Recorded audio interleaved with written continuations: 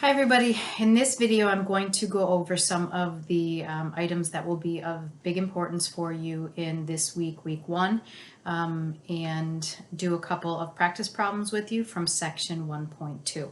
So the very first item is to make sure that you have your textbook already. This is a consumable workbook.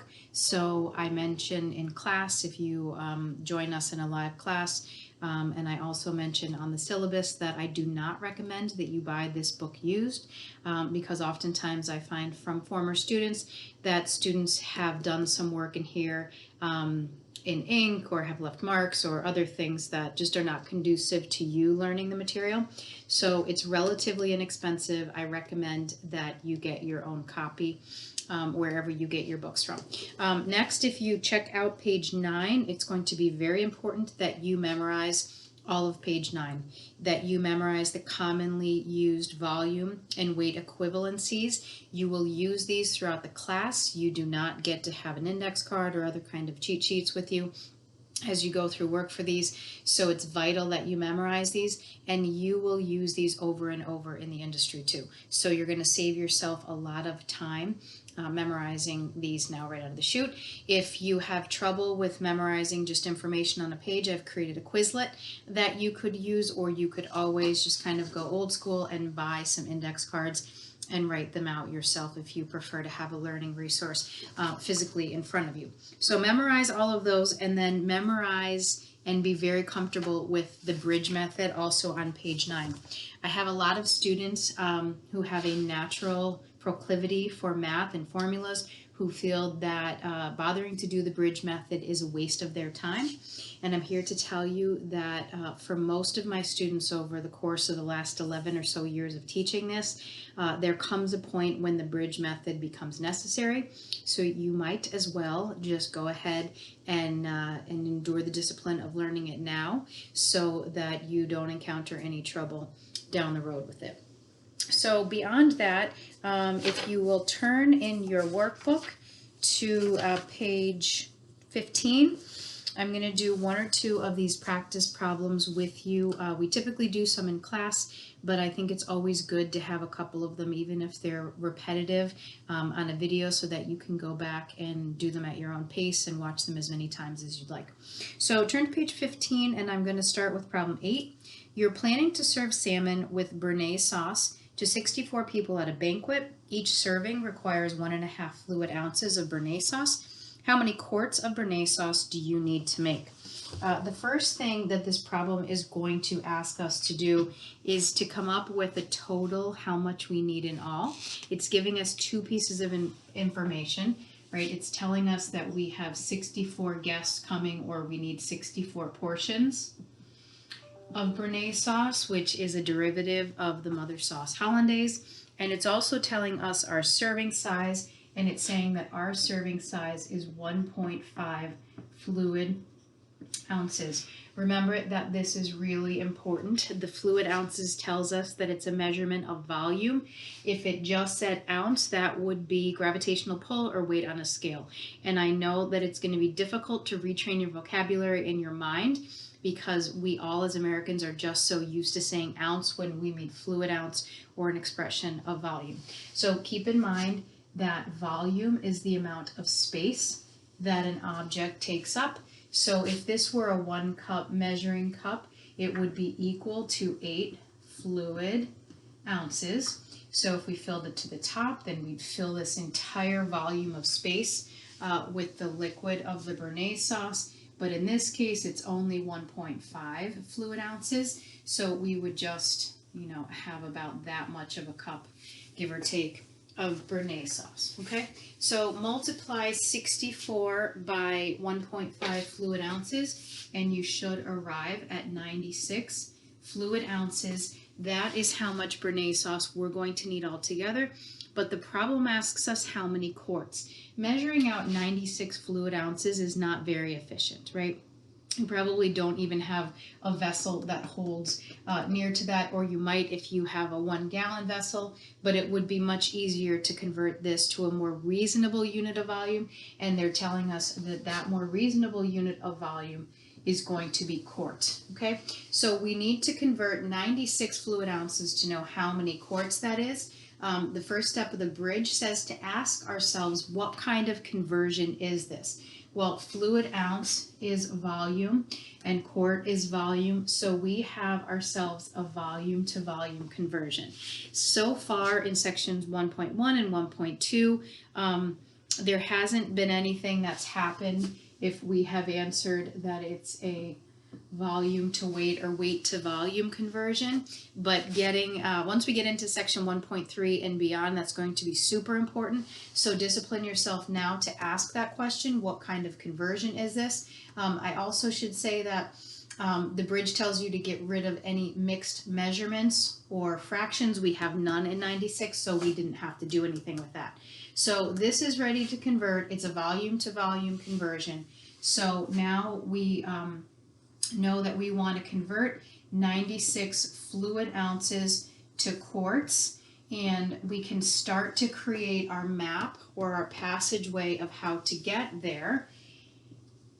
So we stop and ask ourselves, what is a reasonable unit somewhere between fluid ounce and quart that I could use in order to jump from fluid ounce to whatever that unit of volume is, and then to quart, which is why that memorization on page 9 becomes so important, because the next logical unit to get you from fluid ounces to a larger US volume will typically be fluid ounces to cup in most cases. So if we use cup as the next step, fluid ounces to cup, we'd have to be able to know how many fluid ounces are in one cup. And then if we wanted to connect cup to quarts, again, we'd have to know how many cups were in a quart. Then we are ready to go. So we put 96 fluid ounces over the number 1. We're always going to do that in the first step of the bridge. You're always going to put what you want to convert. We want to convert 96 fluid ounces over the number 1. Okay, and then the bridge tells us to create another fraction with the unit of measurement that's in this numerator and make it the unit of measurement in this next fraction's denominator. And then look to our steps to say, what is my next unit of measurement? Well, we identified that we are going to use cups in order to convert. So now we put cup over fluid ounce. Now this will ask you for an equivalency. How many fluid ounces are in 1 cup? And that answer is always 8 fluid ounces in 1 cup, but only if it's fluid. Remember, we can never say this, that 1 cup equals 8 ounces, because this is volume and this is weight, and we don't know the density or mass of what's in the cup yet. Okay, so we can never say that. But we can always say that there are 8 fluid ounces in 1 cup. Now we keep following the step of the bridge. We bring this unit of measurement down to this fraction's denominator. We look to our next step in our course that we created up here, and that is quart. And I always tell my students, when you get to the final unit of measurements that you want to convert to, throw up an equal sign so the nerves don't get the best of you and you're looking to add more steps to your bridge. You're ready to calculate because the question said how many quarts, and you're going to solve for quarts in this step here. So how many cups are in 1 quart now? Well, that answer is 4. There are 4 cups in 1 quart. And now we are ready to multiply across the top, which is what makes the bridge such a great tool. 96 times 1 times 1 equals 96, over 1 times 8 times 4 equals 32. And then we simplify this fraction and we get an answer of 3 quarts, which is a much more reasonable unit for measuring Bernays, 3 quarts, than 96 fluid ounces. So that is the solution to problem 8. Let's do one more together as you attempt to solve some of these on your own. Let's look at, that was a word problem. Let's look at some of the recipe problems. Let's look at number 19, the trout. So turn to page 19, or turn to page, yes, 19, problem 13. Let's look at the trout. So in these might be a little bit easier than the word problem because you don't have to decipher what to pull out and to plug in. This is just simply showing you where you need to fill in the answers, where you're converting from. You're converting from the recipe quantity to the revised quantity that they're asking you for. So let's look at parsley, because that adds something that we haven't experienced yet. So when we're looking at parsley, the recipe quantity is 4 ounces, and they're asking us to convert that parsley to a number of jars, okay? We want to know how many jars, because ultimately, when we're starting to cost entire recipes, when we're starting to do orders with purveyors, we're going to order by how we buy it. And in the case of parsley, this problem is telling us that we would purchase it by a jar. Okay, we would buy a jar, not parsley by the ounce. So it gave us some information there. It gave us the information that 1 jar of parsley weighs, if you would pour out the contents on the scale, weighs 3 ounces. So that's going to be really important information to us. Okay, and since we are looking to convert from ounces to jar, we're going to need that, because without that piece of information, we would have no idea how to do this conversion. Okay, so this is going to be a one-step bridge, because remember I told you that when you put two units of measurement next to each other in steps of the bridge, you're going to be called to give their equivalency to each other. We can do that. We can do an ounce to jar equivalency because the workbook gave us that equivalency here. So let's start with 4 ounces over 1. Now ounce comes down. How do we know that? Because the bridge tells us to bring this fraction's unit of measurement from the numerator and make it the unit in this denominator.